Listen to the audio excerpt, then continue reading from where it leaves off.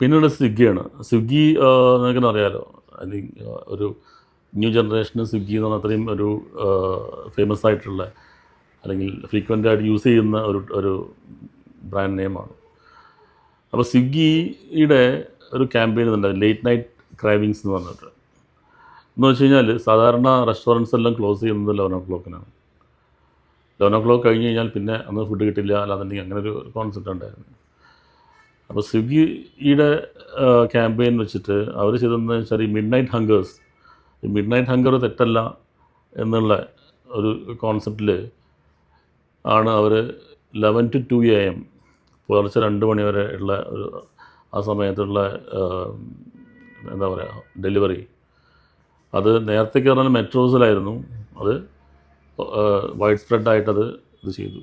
അപ്പോൾ അതുകൊണ്ട് ആ ഒരു കോൺസെപ്റ്റിനെ ഇതൊക്കെ പറഞ്ഞാൽ വെച്ചാൽ പാരഡൈം ഷിഫ്റ്റ് എന്നൊക്കെ പറയും. വെച്ചാൽ ആളുകൾക്ക് ഒരു മാസമായിട്ടുള്ള ഒരു ബിഹേവിയർ പാറ്റേണിനെ ചേഞ്ച് ചെയ്യുക എന്നുള്ളതാണ് പിന്നെ ഉദ്ദേശിക്കുന്നത്. ഇപ്പോൾ അതുപോലെ തന്നെ അടുത്ത എക്സാമ്പിൾ പറയുകയാണെങ്കിൽ IPL എന്ന് പറയുന്നത്, ഇപ്പോൾ ഇന്ത്യയിൽ ക്രിക്കറ്റ് എന്ന് പറയുന്നത് വൈഡ് സ്പ്രെഡാണ് അല്ലേ. അപ്പോൾ ക്രിക്കറ്റ് എന്ന് പറഞ്ഞാൽ ഒരു ടൈം കൺസ്യൂമിങ് ആയിട്ടുള്ള ഒരു ദിവസം മുഴുവൻ അല്ലെങ്കിൽ 5 ദിവസം മുഴുവൻ, അപ്പോൾ അത് വൺ ഡേ ആണെന്നുണ്ടെങ്കിലും ടെസ്റ്റ് ആണെന്നുണ്ടെങ്കിലും നീണ്ടുപോകുന്ന ഒരു കളിയെ അതിൻ്റെ ആ എസെൻസ് പിക്ക് ചെയ്തിട്ട് അതിനെ ഒരു ഫുട്ബോളിൻ്റെ അതേ ഒരു അഡ്രിനാലിൻ കോൺസെപ്റ്റിലേക്ക് മാറ്റുക. വെച്ചാൽ ഒരു 2 hours-ലേക്ക് അല്ലെങ്കിൽ 3 hours-ലേക്ക് അത് മാറ്റി ഒരു 20 overs മാത്രം വെച്ചിട്ട്. അപ്പോൾ അങ്ങനെ വരുമ്പോൾ അതൊരു കാർണിവൽ സ്റ്റൈലിലേക്ക് അതിനെ കൊണ്ടുപോകുന്നു. അതുകൊണ്ട് 2020 വളരെ നല്ല പ്രചാരം കിട്ടി വളരെ പെട്ടെന്നാണ്.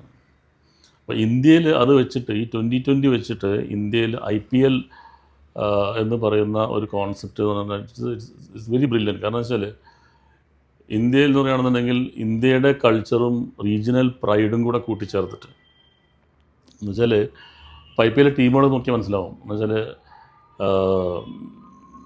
ചെന്നൈ ആണെന്നുണ്ടെങ്കിൽ ചെന്നൈയുടെ CSK, അതുപോലെ മുംബൈ ഇന്ത്യൻസ്, രാജസ്ഥാൻ റോയൽസ്. രാജസ്ഥാൻ എന്ന് പറഞ്ഞു കഴിഞ്ഞാൽ അവർ എപ്പോഴും അവിടെ എന്താ പാലസും ബന്ധപ്പെട്ട Rajasthan Royals, Gujarat Titans, Calcutta night Riders. അപ്പോൾ ഇങ്ങനെയൊക്കെ ഓരോ റീജിയനിലുള്ള ആളുകളെ അവരെ മോട്ടിവേറ്റ് ചെയ്തിട്ട് അവർക്കൊരു സ്പിരിറ്റ് അവരെ ഇൻസ്പയർ ചെയ്യിച്ചിട്ട് അവരെ റീജിയണൽ പ്രൈഡ് യൂസ് ചെയ്തിട്ട് അതിനൊരു കാർണിവലായി കൊണ്ടുപോകുന്നു.